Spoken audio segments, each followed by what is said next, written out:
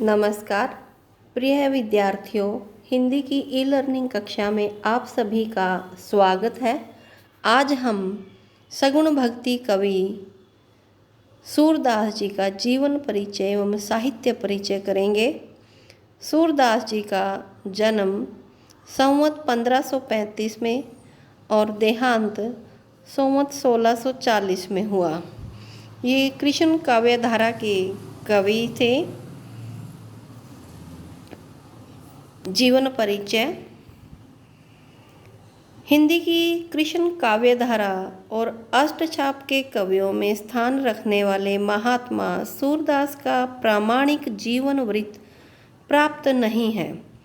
साक्ष्यों के आधार पर माना जाता है कि सूरदास का जन्म संवत 1535 में बैसाख मास की शुक्ल पंचमी को हरियाणा राज्य के फरीदाबाद जिले में स्थित सिही गांव में एक सारस्वत ब्राह्मण के परिवार में हुआ। अधिकांश विद्वानों ने सूर की मृत्यु संवत 1640 में पारसोली नामक गांव में स्वीकार की है। सूरदास की जन्मांधता पर विद्वानों को संदेह है। सूरसागर के अनेक पदों में इसके संकेत भी मिलते हैं। संसार से विरक्त होकर वे मथुरा के विश्राम घाट पहुंच गए थे। थोड़े समय बाद वे वृंदावन और मथुरा के बीच यमुना किनारे स्थित गौ घाट पर रहने लगे। वहां वल्लभाचार्य के शिष्य बन गए। गुरुजी ने उन्हें श्रीनाथ जी के मंदिर में भजन कीर्तन के लिए नियुक्त कर दिया। पारसोली नामक गांव में सन 1583 में उनका देहावसान हो गया। ये सन 1583 और संवत जो है 1640 बनेगा। सन में 57 जोड़ देने से संवत बन जाता है। सूरदास जी की रचनाएं। सूरदास जी की प्रामाणिक रचनाएं 3 मानी जाती हैं: सूरसागर, सूरसारावली, साहित्य लहरी। भागवत के आधार पर 12 स्कंधों में रचित है सूरसागर। सूरसारावली सूरसागर की भूमिका के रूप में रचना है और इसमें 1107 पद हैं। साहित्य लहरी दृष्टकूट पदों में रचित रचना है। सूरदास जी के साहित्य की विशेषताएं। बाल लीला वर्णन। श्री कृष्ण जी के बाल रूप का वर्णन सूरदास जी ने जिस ढंग से किया है उस तरीके से आज तक भी कोई भी ऐसा कवि नहीं है जो बाल वर्णन सूरदास जी की तरह कर सकें। वात्सल्य वर्णन।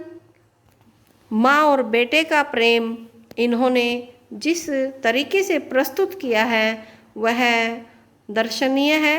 वह जिसका वर्णन करना भी हमारे शब्दों से परे है।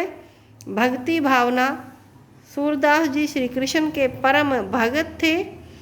उनमें श्री कृष्ण की भक्ति कूट कूट कर भरी हुई थी। वह श्री कृष्ण जी को अपना आराध्य मानते थे, चाहे वह बाल रूप में हो या युवा रूप में हो। श्रृंगार वर्णन। श्रृंगार के दोनों रूपों का संयोग श्रृंगार और वियोग श्रृंगार इन्होंने अपने काव्य में किया है। श्री कृष्ण जी के सानिध्य में गोपियाँ जिस प्रकार से प्रेम व सुख का अनुभव करती हैं वह संयोग श्रृंगार इनके काव्य में देखने को मिलता है। वह श्री कृष्ण जी के मथुरा चले जाने पर जब गोपियाँ इनकी विरह में दुखी हो जाती हैं तो वह विरह वेदना उनकी वियोग श्रृंगार वर्णन में ही दिया गया है। प्रकृति वर्णन।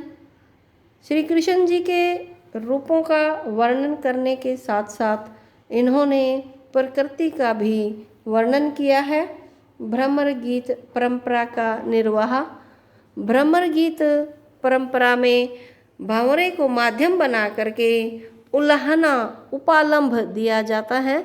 गोपियों ने भी श्री कृष्ण द्वारा भेजे गए दूत उद्धव जो कि योग का संदेश लेकर आता है उसे उपालंब देती हुई कहती हैं कि आप जो योग साधना हमारे पास लेकर आए हैं, उस योग साधना की हमें ज़रूरत नहीं है। यह योग साधना तो उन्हीं को जाकर दो जिनके मन भ्रमित हैं।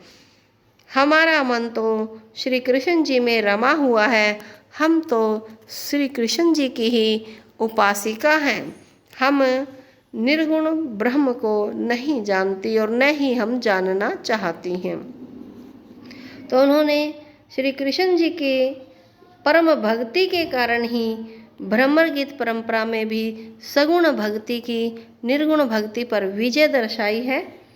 इनकी भाषा शैली, सूरदास जी के काव्य की भाषा ब्रज रही है। ब्रज भाषा में इनकी काव्य रचनाएं हैं, जिसमें प्रसाद एवं माधुर्य गुण का प्रयोग है।